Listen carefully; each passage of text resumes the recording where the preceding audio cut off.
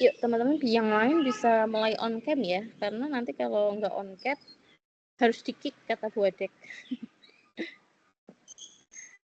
Ini nanti juga berkaitan sama presensinya teman-teman di pertemuan ke-6 dan ke-7 ya.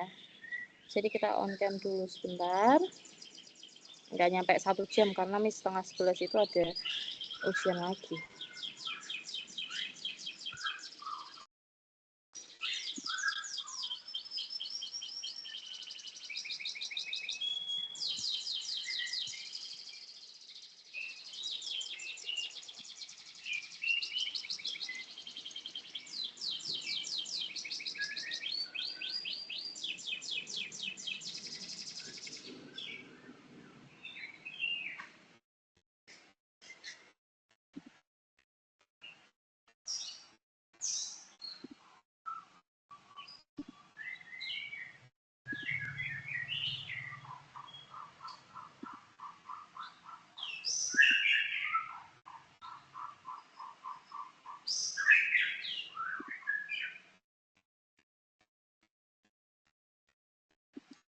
Adminnya Mbak siapa? Saya, Miss. Mbak Vero. Iya, Miss.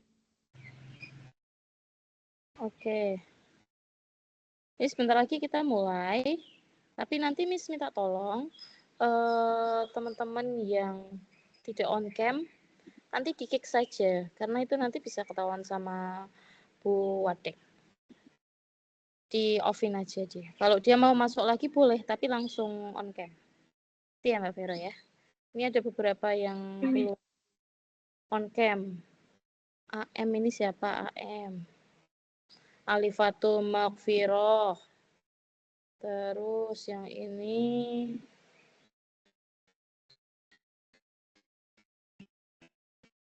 Ika Apriani tadi on. Terus ya nanti tolong dibantu Mbak Vero ya. Oke, kita mulai teman-teman.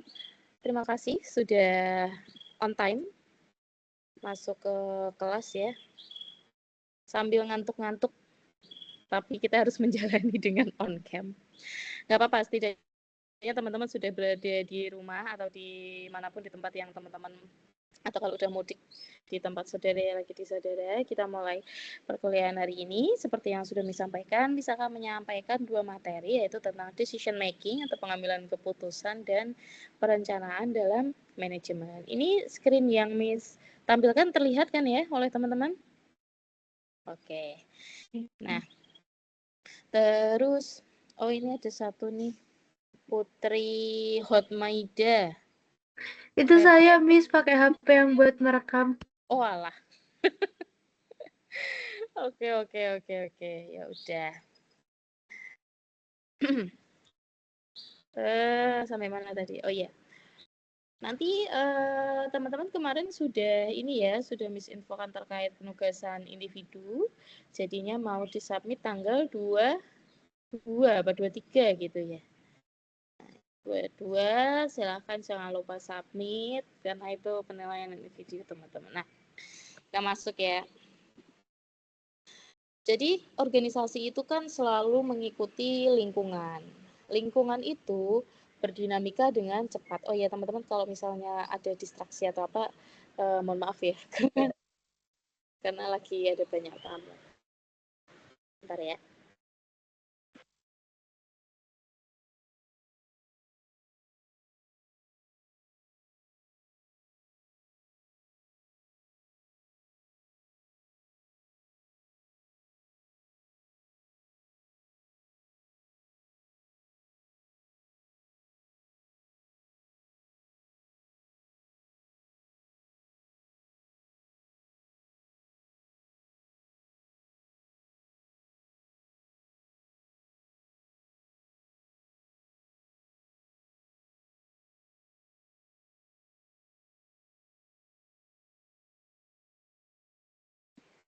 Ya, jadi organisasi itu kan dia akan mengikuti lingkungan, di mana lingkungan itu selalu dinamis ya sifatnya. segalanya berubah dengan cepat, ada ketidakpastian, kompleksitas. Ketidakpastian dan kompleksitas ini terjadi karena apa? Ketidakpastian itu terjadi karena berbagai kondisi, baik intern, eksternal, ataupun global. Ya, kayak yang kemarin teman-teman pelajari di materi keempat tentang lingkungan manajerial. Ketidakpastian atau uncertainty ini bisa meliputi krisis ekonomi, kondisi global, climate change, dan lain-lain. Kalau kompleksitas itu meningkat karena semakin banyaknya atau semakin tingginya keinginan atau kebutuhan dari manusia. Kayak contoh, zaman dulu kita tidak perlu layanan-layanan online. Tapi sekarang karena semua digitalisasi, mau tidak mau kita harus mengikuti teknologi, kalau enggak kita akan left behind, sehingga semua bisa sehingga semua berangsur untuk harus digitalisasikan. Tantangannya apa? Tidak semua siap dengan perbaruan teknologi, tidak semua mampu untuk belajar masuk ke digitalisasi. Contohnya lansia-lansia. Nah, itu contoh kompleksitas yang meningkat di situ karena yang namanya transisi itu terjadi di semua aspek dari kehidupan. Jadi kalau kaitannya sama asas-asas manajemen, bahwa seorang manajer atau leader itu bukan hanya bisa ngatur atau merencanakan aja, tapi dia harus bisa menanggapi tantangan-tantangan yang ada, harus bisa melihat proyeksi ke depan seperti apa. Nah, di praktek manajemen itu pengambilan keputusan terjadi di semua step ya, maksudnya di semua aktivitas manajerial, karena manajemen itu selain dipahami sebagai mengatur atau mengelola, tapi dia juga merupakan sebuah proses untuk pemecahan masalah dan pengambilan keputusan. Nah, dari gambar ini adalah gambar tentang problem solving dan decision making. So, what is the differences both of them? Apa perbedaan dari problem solving dan decision making? Miss tanya ya. Gania, ada Mbak Gania?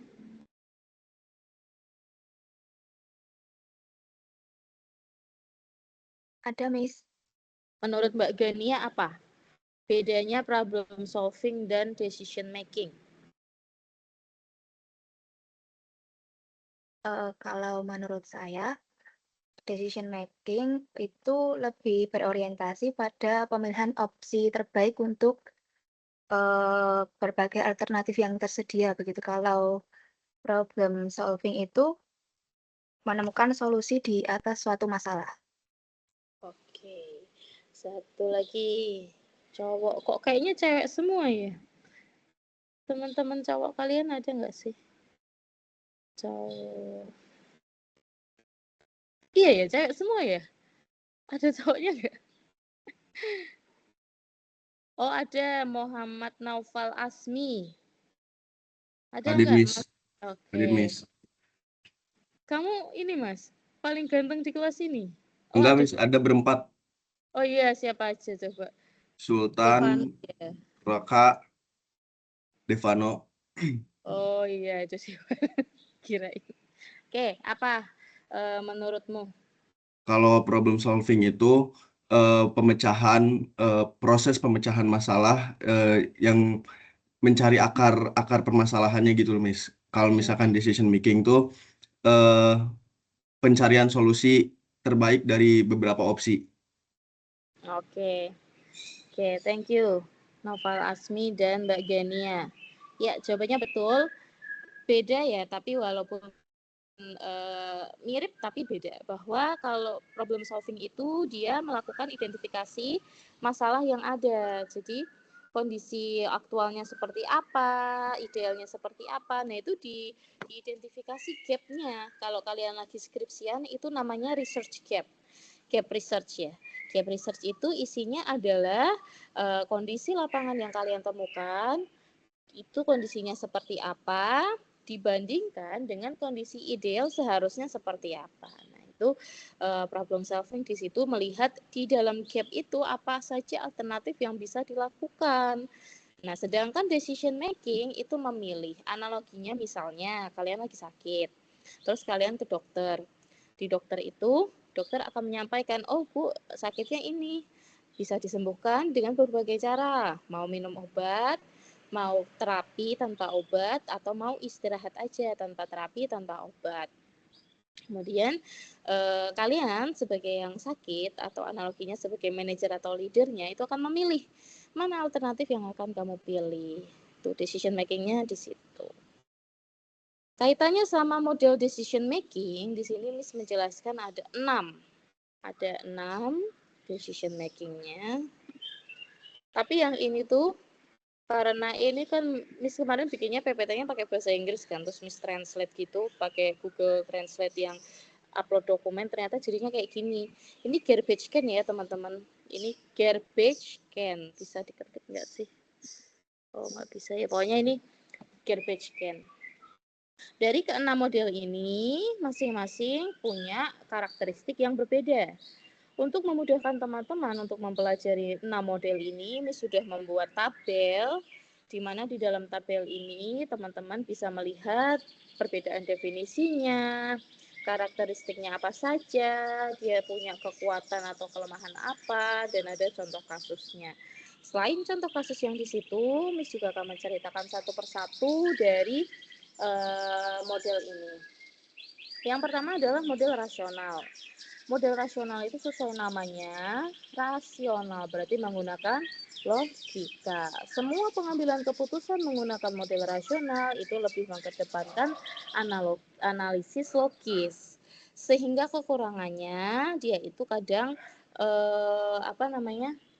nggak bisa dipakai karena kita kalau misalnya mau ngambil keputusan itu kadang punya keterbatasan sumber daya, baik sumber daya informasi, sumber daya manusia, atau sumber daya yang lain. Sedangkan model rasional ini biasanya dilaksanakan atau dilakukan oleh para manajer atau leader yang idealis atau teoritis. Kalau dalam kehidupan sosial humaniora atau dalam studi kasus soshum ya, memang model rasional ini sulit untuk ditetapkan. Karena kita bisa melihat kondisi itu sangat dinamis, jadi kadang kurang tepat menggunakan model rasional. Tapi kalau untuk saintek, dia tepat. Karena saintek itu kan ilmu pakem, ada teori-teorinya, ada rumus-rumusnya, dan lain-lain. Jadi model rasional itu sangat sering digunakan dalam pengambilan keputusan saintek. Contohnya apa? Contohnya adalah ketika kita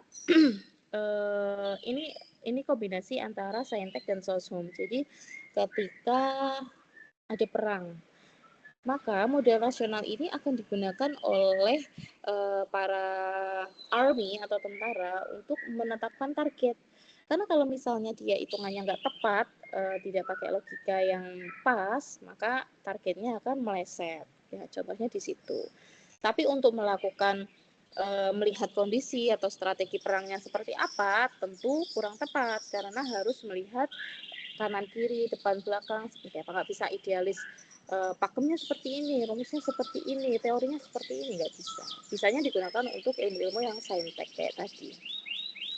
Kemudian yang kedua adalah rasionalitas terbatas atau bounded rationality. Bounded, B-O-U-N-D-E-D, bounded rationality ini sesuai namanya dia terbatas karena adanya keterbatasan misalnya waktu, sumber daya yang lain ya, di situ ada waktu, kemudian keterbatasan informasi, kapasitas, dan lain-lain. Dan ini memang yang paling sering kita temukan di dalam kehidupan sosial humaniora. Kenapa seperti itu? Kadang model bounded rationality ini bisa membentuk keputusan yang terbaik. Kok bisa, Miss? Kan terbatas sumber dayanya. Istilahnya, analoginya adalah ketika seseorang berada di comfort zone dan berada di challenging zone. Artinya misalnya kayak teman-teman ya pada merantau. Kalian merantau itu kan dengan segala keterbatasan. Maksudnya keterbatasan tuh pasti semua dapat uang saku, tapi uang sakunya harus dicukup-cukupin 1 bulan, terus kalian harus survive tanpa dilayani orang tua, itu kalian akan membentuk karakter atau mental yang lebih kuat daripada orang-orang dengan privilege yang ada semua. Nah, artinya apa? Dengan keterbatasan-keterbatasan itu, keputusan yang diambil dengan model bounded rationality akan menjadi keputusan yang lebih kuat karena bisa melihat proyeksi tanpa sebuah sumber daya yang lengkap gitu. Jadi misalnya contohnya itu tadi, karakter yang terbentuk antara orang di comfort zone dengan orang di privilege zone itu akan berbeda. Bentar ya, aku tancapin sini dulu. Apa namanya? Charger, sebentar.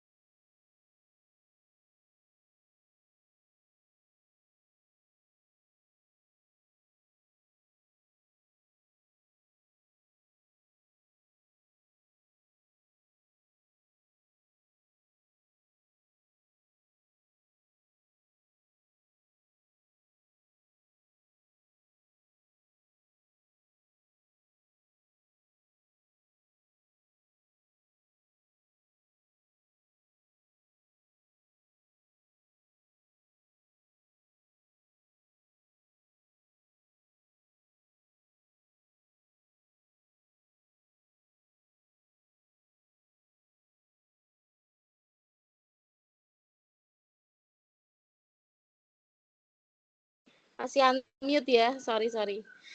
Yang ketiga adalah model intuitif. Model intuitif itu seperti namanya, yaitu kayak lagunya Yuda Yunita, intuisi. Nah, dia tidak berdasarkan teori atau apapun, tapi dia berdasarkan insting dan juga experience professionalism.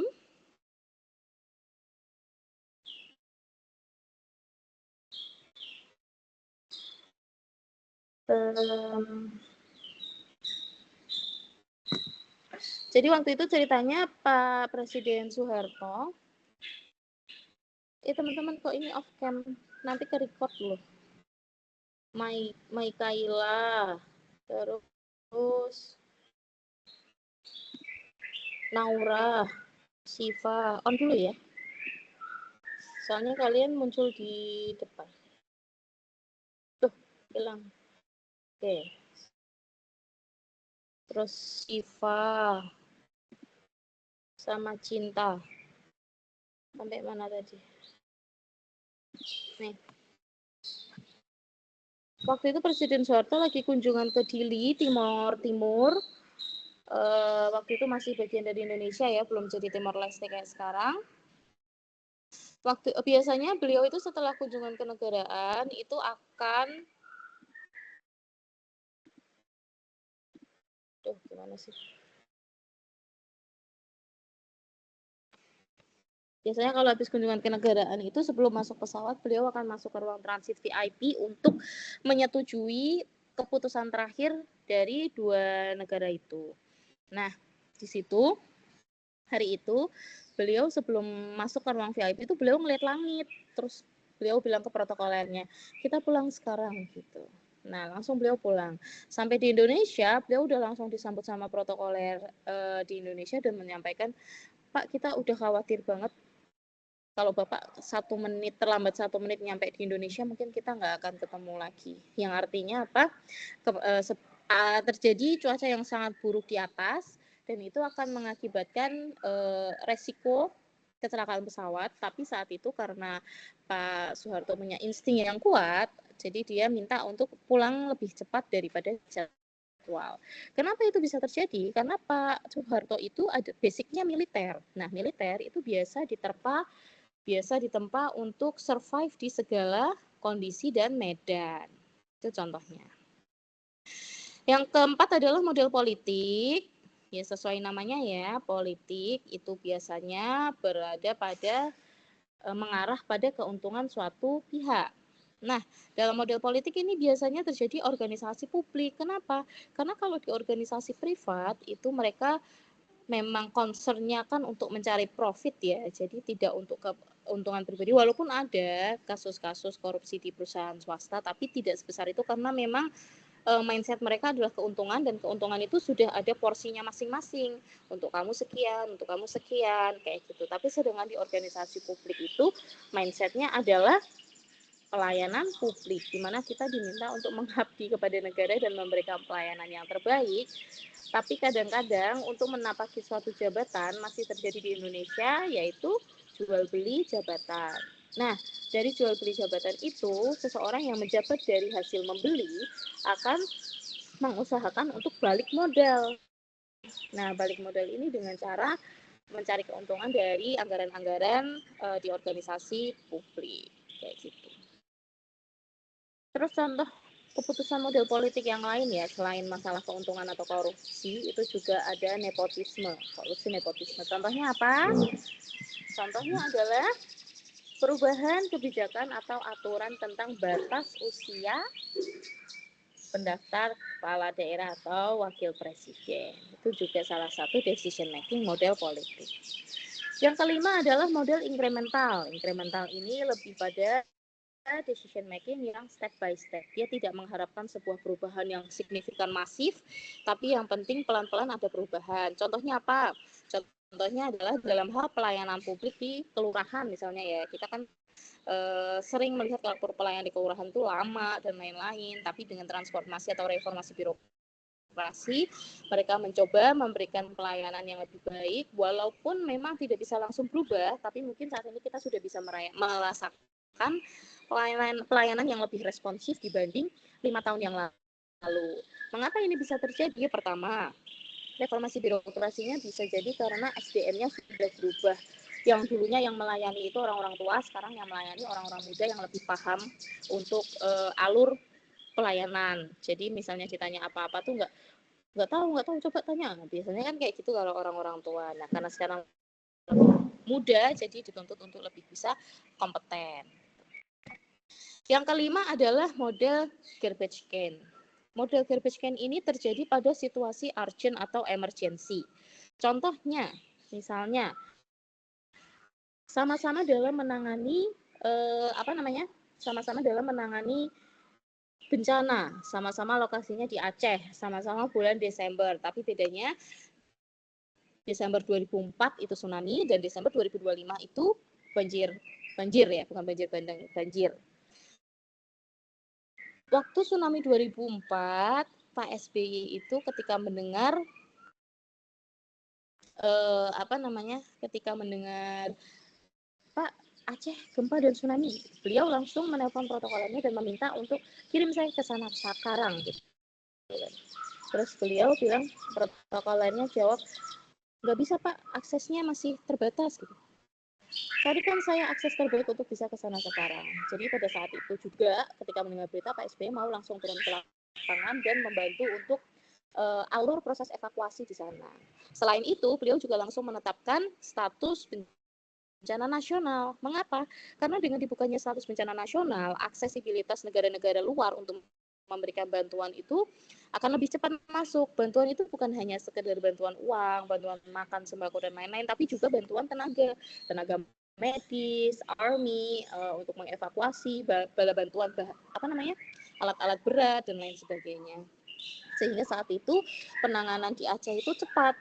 Jadi habis tsunami kelar gitu, terus habis itu evakuasi, terus rehabilitasi ya, mulai bangun-bangun rumah sementara dan segala macamnya. Nah, di Desember 2025, penanganan bencana Aceh oleh Pak Prabowo dianggap bahwa ini bukan bencana nasional. Ini hanya bencana yang disebabkan oleh climate change. Padahal kita bisa melihat pohon-pohon yang turun ke jalanan itu bentuknya gelondongan, yang artinya dia itu dipotong. Nggak mungkin angin bisa memotong pohon semulus itu.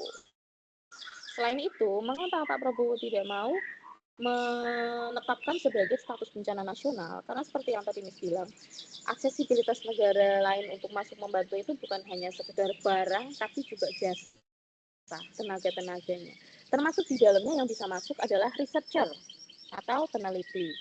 Ketika peneliti masuk, mereka akan meneliti mengapa kok bencana ini bisa terjadi, kebijakannya seperti apa, bagaimana implementasi implementasi kebijakannya. Kok bisa ada lengah di sini seperti apa?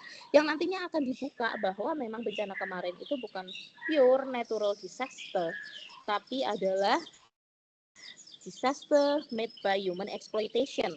Memang bencana yang terjadi karena eksploitasi manusia, eksploitasi yang terjadi karena lengahnya penegakan kebijakan atau regulasi.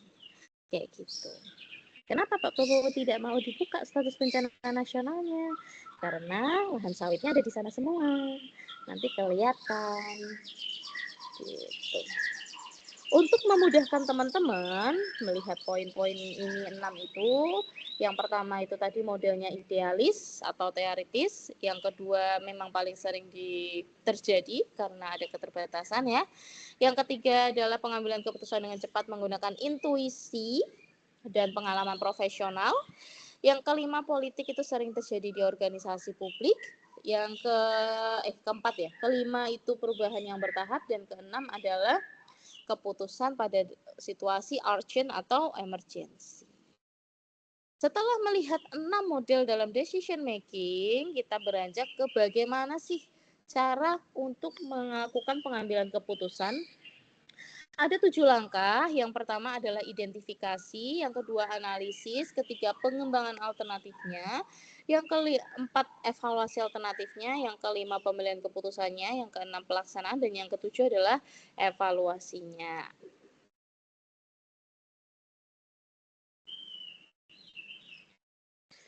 Dalam melakukan identifikasi masalah, itu harus menemukan akarnya, bukan cuma gejalanya aja. Kalau misalnya ke dokter kan, dokter itu bukan hanya sekedar nanya, kamu kenapa? Saya batuk pilek. Batuk pilek itu kan adalah gejalanya. Nah, kemudian akan ditarik lagi, akan digali akar masalahnya. Sejak kapan sakitnya? Habis makan apa? Habis beraktivitas apa? Nah, itu adalah menentukan akar masalahnya. Kemudian yang kedua menganalisis, itu menggunakan tools atau instrumen, bisa SWOT, bisa fishbone, atau menggunakan analisis data yang lain.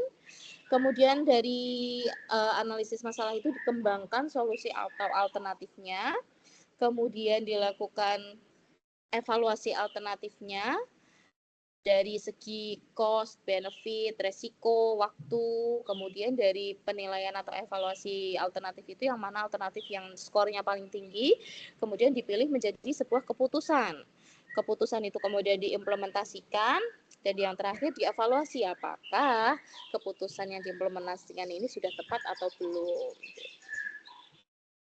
Setelah melihat prosesnya seperti apa saja, kita pahami ada 3 jenis pengambilan keputusan. Yang pertama adalah berdasarkan struktur masalahnya, yang kedua adalah berdasarkan tingkat manajemennya, dan yang ketiga adalah berdasarkan kondisi lingkungannya, ada kepastian, ada resiko, ada ketidakpastian, kayak gitu-gitu. Kalau yang berdasarkan struktur masalah ya, itu kan ada keputusan terprogram dan tidak terprogram. Apa sih bedanya, Miss? Keputusan terprogram itu adalah sesuatu yang memang dia itu rutin dan berulang. Ada SOP-nya. Contohnya apa? Keputusan terprogram misalnya jadwal ngantor, jadwal kerja, kemudian prosedur pelayanan, kayak gitu. Yang kedua, keputusan yang tidak terprogram itu adalah keputusan yang baru, tidak ada prosedur bakunya, dan dia biasanya kompleks. Misalnya apa? Sebuah perubahan kebijakan yang besar, terus krisis organisasi atau konflik organisasi, itu adalah pengambilan keputusan pada kondisi yang tidak terprogram. Perubahan kebijakan besar itu contohnya apa sih? Misalnya di tahun 2025 APBN menganggarkan 150 triliun untuk Kementerian Sosial dengan semua programnya, termasuk di dalamnya adalah misalnya rehab difabel ya, misalnya kaitannya disabilitas. Nah, di tahun 2026 karena efisiensi anggaran atau pengalian anggaran untuk MBG, sehingga dari 150 triliun itu Kementerian Sosial hanya mendapatkan 50 triliun, yang mana dia kehilangan 100 triliun untuk operasional program-program sebelumnya.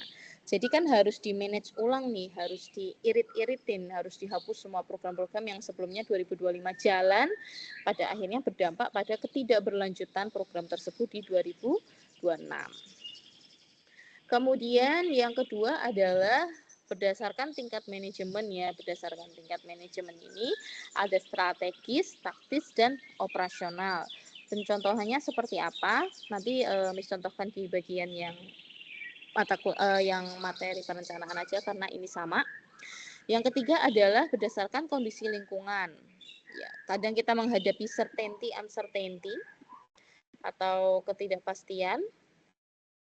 Karena kalau misalnya uncertainty itu ya mau tidak mau harus dihadapi. Oleh sebab itu sebuah organisasi itu pasti biasanya punya backup plan atau kayak tadi model garbage can itu yang harus dihadapi ketika ada urgent sama ketidakpastian, misalnya kayak gitu. Nah, ketidakpastian ini seperti yang tadi disampaikan,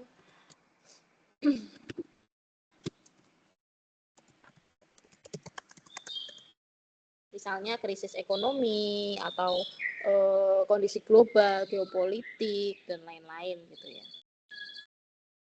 Kemudian kayaknya udah mau selesai yang decision making.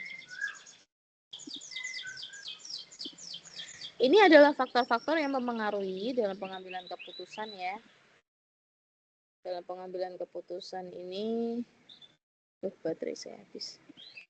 Yang pertama ada informasi, jadi dia adalah faktor yang penting karena biasanya dasarnya adalah informasi yang akurat, relevan, dan tepat waktu.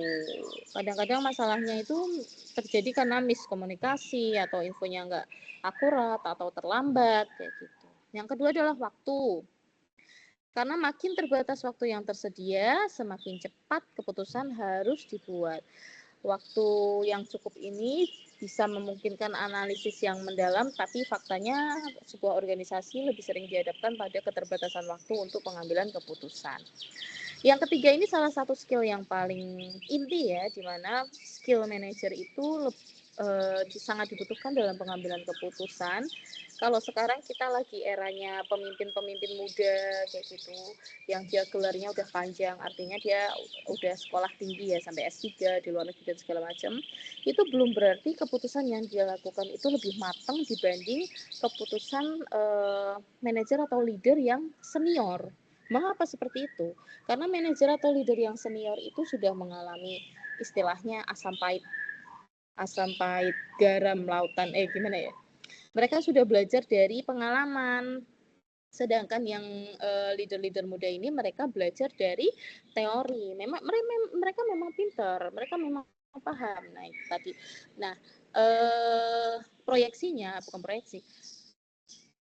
Yang ditakutkan adalah pemimpin-pemimpin muda ini lebih sering melakukan pengambilan keputusan based on model rasional. Sedangkan yang senior-senior itu meskipun dia tidak setinggi itu pendidikannya, tapi mereka punya kemampuan untuk mengambil keputusan berdasarkan pengalaman dan intuisi. Biasanya begitu. Yang keempat adalah budaya organisasi. Jadi ada nilai, norma, kebiasaan yang berkembang di organisasi itu pasti mempengaruhi cara anggota organisasi untuk berpikir dan bertindak, termasuk di dalamnya mengambil keputusan. Misalnya ya, organisasi yang dia itu organisasi startup, kita nyebutnya startup yang baru itu staff-staffnya akan lebih berani untuk ngasih ide-ide kreatif dibanding sama organisasi-organisasi pemerintah yang memang jalannya itu hanya top down. Jarang. Karena apa? Karena kalau kita ngasih inovasi bottom up itu banyak tantangannya kalau di organisasi birokrasi karena budaya itu tadi. Yang kelima adalah tekanan politik. Jadi terutama di organisasi publik ya keputusan sering dipengaruhi dari kepentingan politik. Karena adanya tekanan-tekanan. Tekanan ini berasal dari apa aja sih? Pimpinan organisasi bisa, kelompok kepentingan bisa, kemudian stakeholders ataupun masyarakat. Jadi keputusan itu nggak selalu berdasarkan analisis yang rasional, karena dia muncul kompromi antar kepentingan. Terus teknologi. Teknologi ini ya kita melihat ya perkembangan teknologi itu punya pengaruh yang besar terhadap pengambilan keputusan di modern, karena teknologi itu bisa membantu, bisa juga menghambat kalau kita tidak mengikutinya. Contohnya apa sih? SIM, Sistem Informasi Manajemen ya sekarang. Terus analisis data, terus AI, dan sistem pendukung yang lain. Dan yang ketujuh adalah, ini saya salah nih, mempertaruhkan. Ini resiko ya. Yang ketujuh itu resiko. Ini salah. Salah. Resiko. Diganti. Aduh, jelek banget lagi tulisannya. Yang penting tahu ya, ini resiko. Nah, resiko ini adalah setiap keputusan itu pasti ada resikonya, baik itu yang keputusan terbaik ataupun enggak, karena ada beberapa jenis resiko. Ada resiko finansial, operasional, reputasi, atau strategis. Jadi manajer harus mempertimbangkan kemungkinan-kemungkinan itu. Dampak apa yang terjadi, bagaimana cara meminimalisirnya. Jadi apa yang kita pelajari? Yang kita pelajari bahwa pemecahan masalah dan pengambilan keputusan itu adalah sebuah kompetensi yang harus dimiliki oleh manajer, bukan cuma sekedar BNN. Tahu BNN? Bagian nunjuk-nunjuk. Karena keputusan yang baik itu bukan hanya yang rasional, tapi juga yang mempertimbangkan keterbatasan baik manusianya ataupun dinamika organisasinya. Ya, ada yang mau ditanyakan untuk decision making sebelum kita lanjut ke materi yang selanjutnya? Ya, boleh. Yumna. Miss, tadi kan Miss menjelaskan ada beberapa resiko. Salah satunya itu resiko strategis. Nah, contoh resiko strategis itu yang kayak gimana ya, Miss? Oke. Nah, jadi resiko strategis itu adalah tadi kan Miss nunjuk yang di sini ya, yang di slide ke ini. Ini ada strategis, taktis, dan operasional. Strategis ini adalah sesuatu yang direncanakan untuk jangka panjang. Artinya, resiko strategis ini, mana tadi? Nah, resiko strategis ini adalah resiko yang terjadi kalau misalnya dia salah menetapkan strategi atau bukan strategi. Kalau dia salah menetapkan tujuan atau cita-cita yang mau dicapai. Jadi dia lebih ke salah tujuan organisasinya. Jadi contohnya misalnya ya, sebelum meluncurkan produk baru, produk kebijakan baru, itu kan harus dikaji si kebijakannya ini.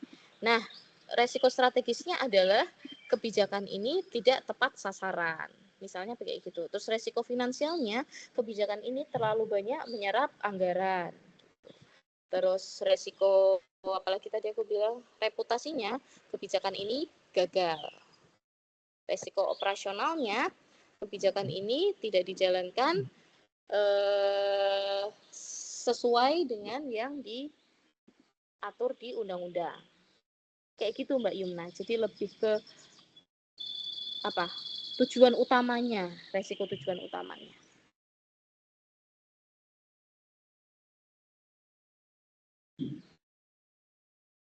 Terima kasih, Miss. Oke, sama-sama. Ada lagi yang lain? Kita lanjut ya. Tinggal 7 menit.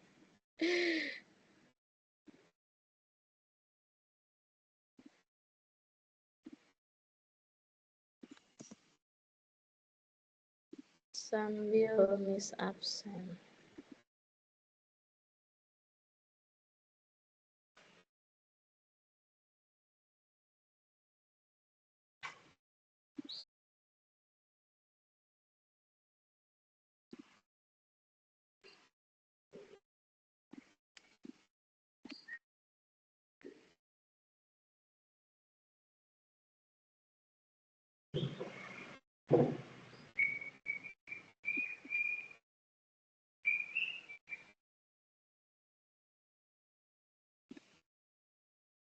Ya, sekarang kita masuk ke perencanaan ya.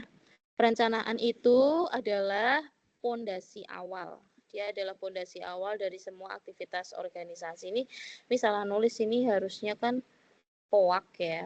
Ini harusnya organizing dulu, baru actuating, baru controlling.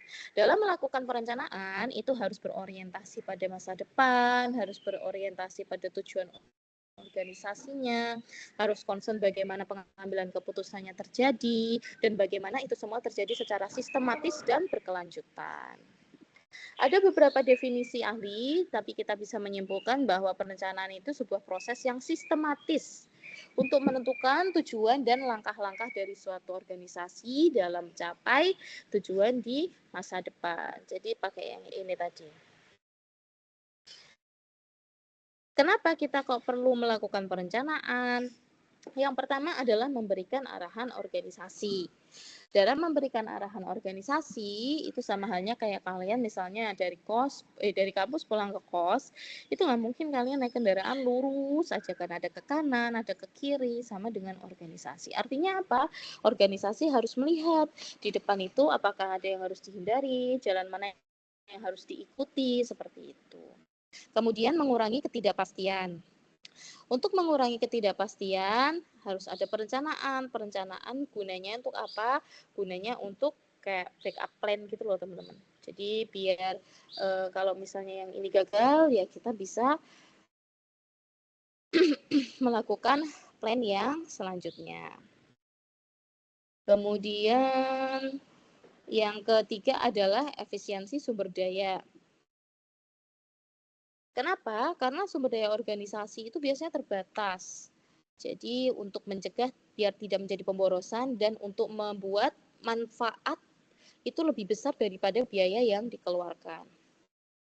Kemudian yang keempat adalah sebagai dasar pengendalian, di mana kontrol itu kan punya standar. Nah, standar untuk mengontrol ini asalnya dari rencana, supaya koordinasi antar unit untuk sebuah tujuan organisasi itu bisa bergerak selaras. Dan yang kelima adalah mengambil keputusan. Dalam mengambil keputusan supaya bisa lebih accountable, transparan, dan bisa lebih mendukung good governance kalau dalam organisasi sektor.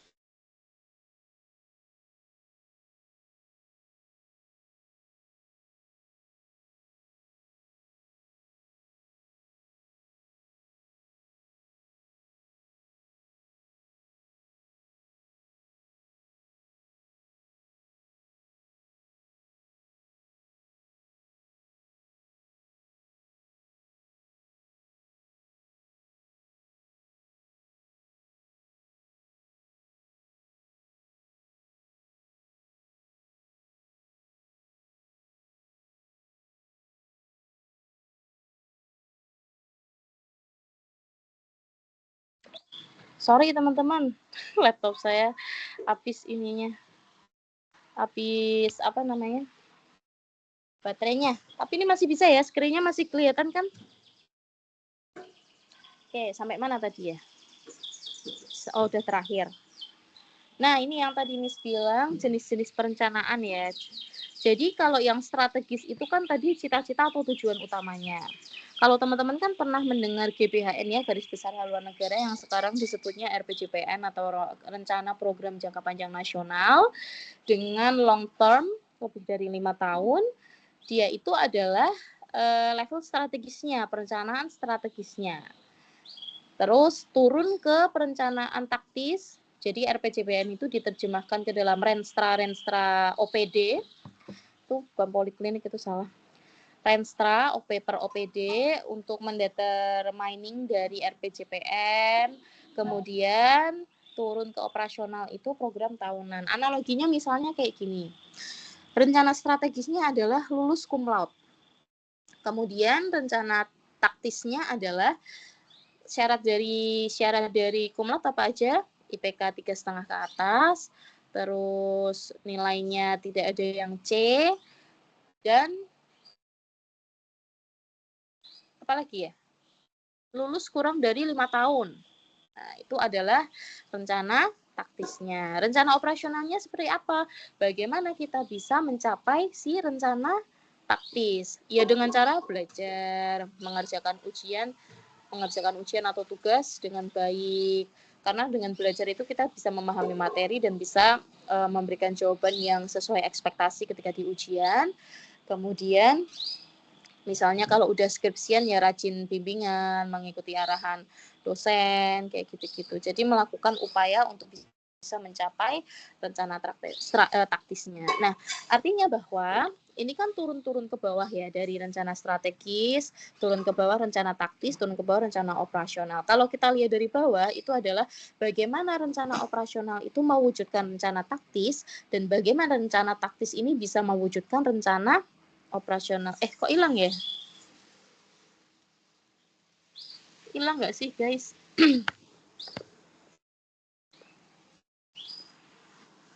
Sebentar ya.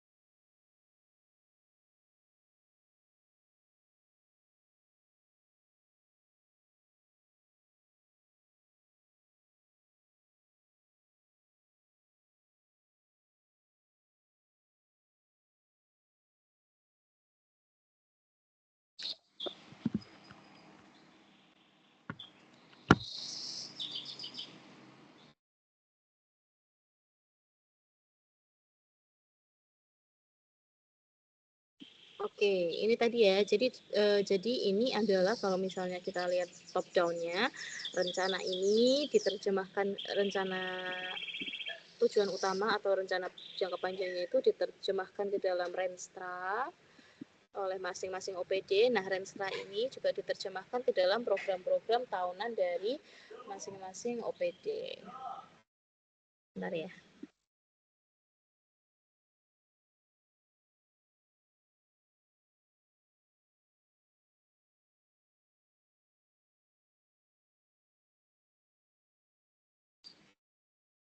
Nah, kemudian kalau kita lihat dari bawah,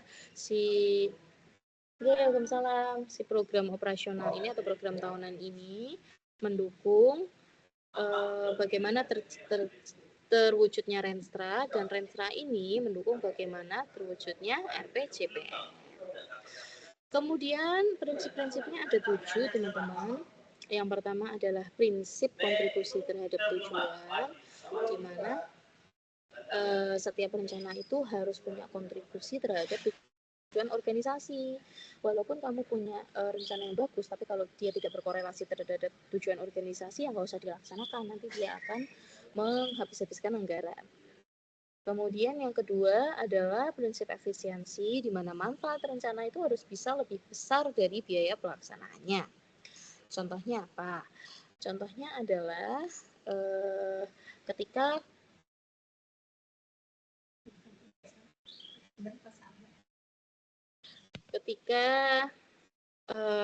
misalnya kita ambil case tadinya MBG ya, di MBG dibanding dana pendidikan Indonesia di Indonesia. Coba sekarang saya tanya,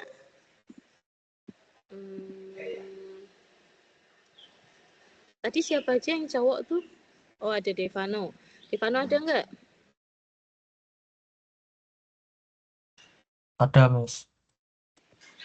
Devano, kenapa menurut kamu kenapa kok MBG itu dananya lebih gede daripada dana pendidikan?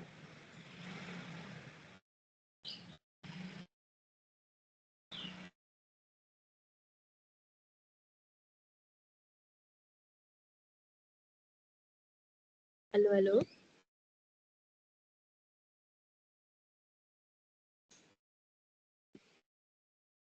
Halo, Miss. Ada suara nggak ya? Ada. Apa jawabannya? Kalau menurut kamu? Kalau sepengetahuan saya, program MBG itu lebih menyasar ke banyak orang gitu. Jadi cakupannya kayak siswa di seluruh Indonesia gitu. Sehingga membutuhkan anggaran operasional yang besar. Oke, sehingga Lalu untuk pemerintah juga, anggaran pendidikan sebenarnya juga sama-sama besar. Tetapi sebagian besar digunakan untuk gaji guru, fasilitas sekolah, dan program lain. Sehingga tidak terlihat sebagai satu program khusus gitu. Oke. Kalau dari yang lain, tadi siapa aja selain Noval, Devano, ada siapa lagi ya? Yang cowok-cowok tuh. Jauzah ini cewek apa cowok? Sastro Hatmojo. Cewek, Miss. Cewek.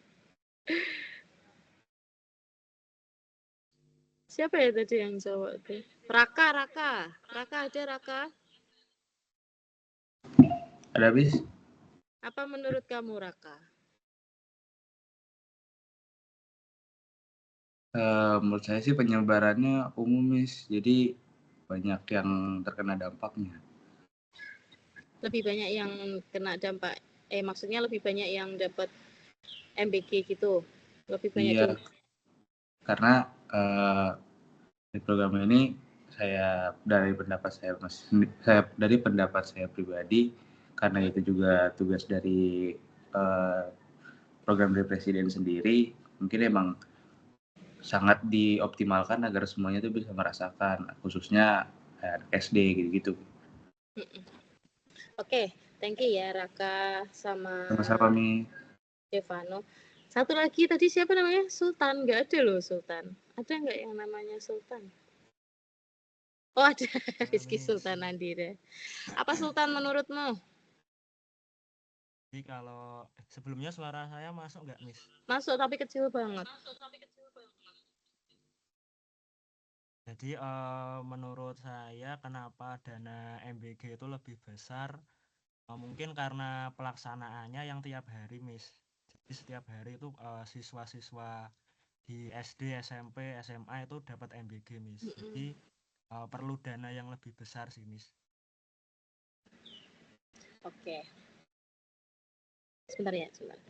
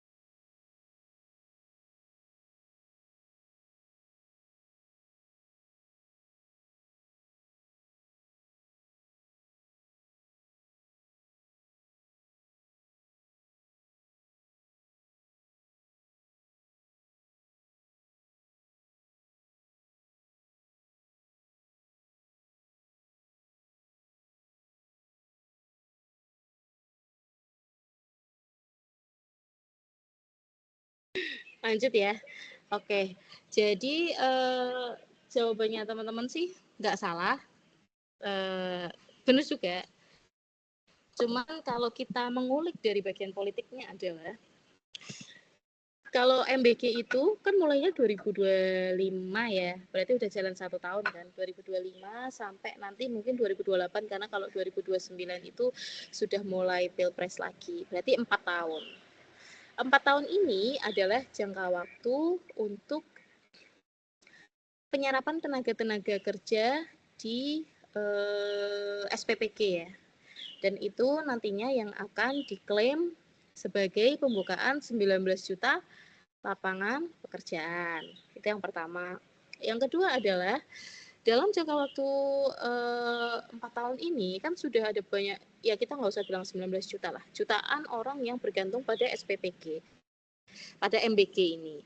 Apabila nanti di periode 2029 Pilpres, kemudian rezim atau pemerintahnya baru dan program ini tidak berlanjut, maka mereka mau kerja apa?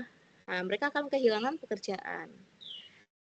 Yang bisa kita lihat dari sini adalah sebenarnya program MBG ini bukan cuma sekedar untuk menangani stunting atau kebutuhan atau bisa berdampak pada orang-orang yang membutuhkan, karena nyatanya penyelenggaraan MBG ini pun masih ada beberapa yang tidak tepat sasaran, kayak misalnya contohnya sekolah-sekolah di kota tuh sebenarnya dia nggak butuh ya, gitu. Tapi kalau untuk sekolah negeri oke-oke aja mereka butuh. Nah dari situ kita melihat bahwa banyak jutaan orang itu menggantungkan diri untuk pekerjaan pada MBG, sehingga nanti di tahun 2029 mereka berpikir kalau MBG ini tidak berkelanjutan mereka akan kerja apa gitu.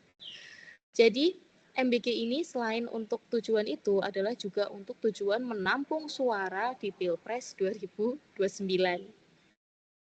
Karena kalau kita bandingkan dengan dana pendidikan ya teman-teman, dana pendidikan itu kalau misal ini ya, investasi MBG ini adalah investasi jangka pendek. Jadi dalam waktu 5 tahun udah akan dipetik buahnya. Buahnya apa? Suara pemilihan Pilpres. Tapi kalau dana pendidikan itu baru bisa dinikmati 10 sampai 20 tahun ke depan, karena pendidikan itu memang investasi jangka panjang. Jadi apa yang mau dinikmati oleh pihak-pihak tertentu gitu. Jadi supaya teman-teman bisa melihat dari sisi yang lain, sisi yang politik. Kemudian yang ketiga, prinsip fleksibilitas ya. Jadi harus adaptif, harus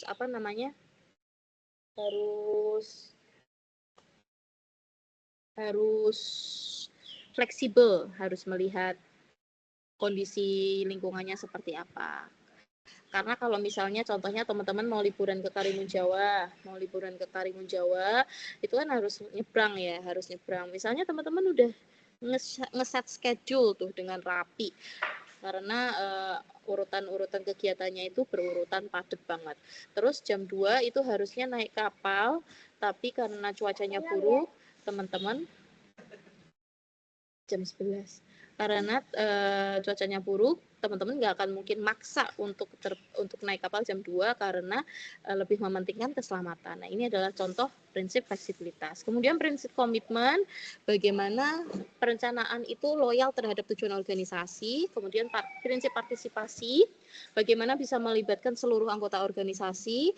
Dan keenam, prinsip integrasi, bagaimana masing-masing divisi atau unit itu saling berkesinambungkan untuk menjunjung tujuannya, untuk menciptakan tujuannya. Dan terakhir adalah forecasting. Jadi bukan kayak yang hard gumai, tapi forecasting itu lebih ke menganalisis berdasarkan data.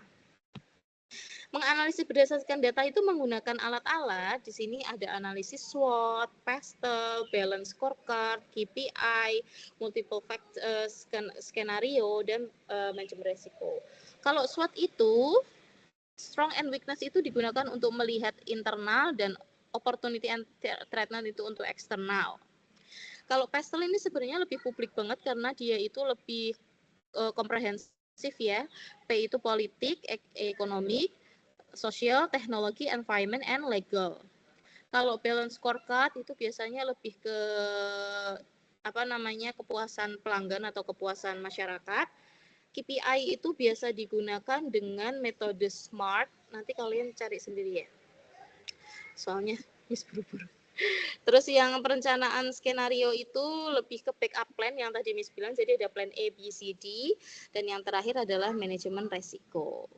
Ini adalah tahap perencanaan yang kurang lebih itu sama kayak tadi decision making, dan ini tantangan-tantangan yang kita hadapi di mana perubahan teknologi yang pesat itu mengakibatkan ketidakpastian secara global, dan ketidakpastian ini membuat kebijakan publik itu semakin kompleks, sehingga dari kompleksitas itu menyebabkan munculnya resistensi organisasi terhadap perubahan.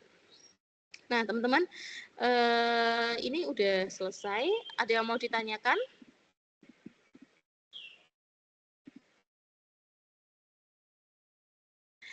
Cukup ya? Karena Miss mau lanjut uji di Zoom yang sebelah. Oke, sebelumnya Miss ucapkan terima kasih teman-teman sudah join di sini. Selamat melanjutkan aktivitas, selamat liburan, selamat lebaran, sampai ketemu lagi. Jangan lupa tugasnya, sampai ketemu lagi ya di UTS. Terima kasih semuanya. Assalamualaikum warahmatullahi wabarakatuh. Izin live. Waalaikumsalam. Terima kasih, Miss. Waalaikumsalam. Terima kasih, Miss. Terima kasih. Terima kasih, Miss.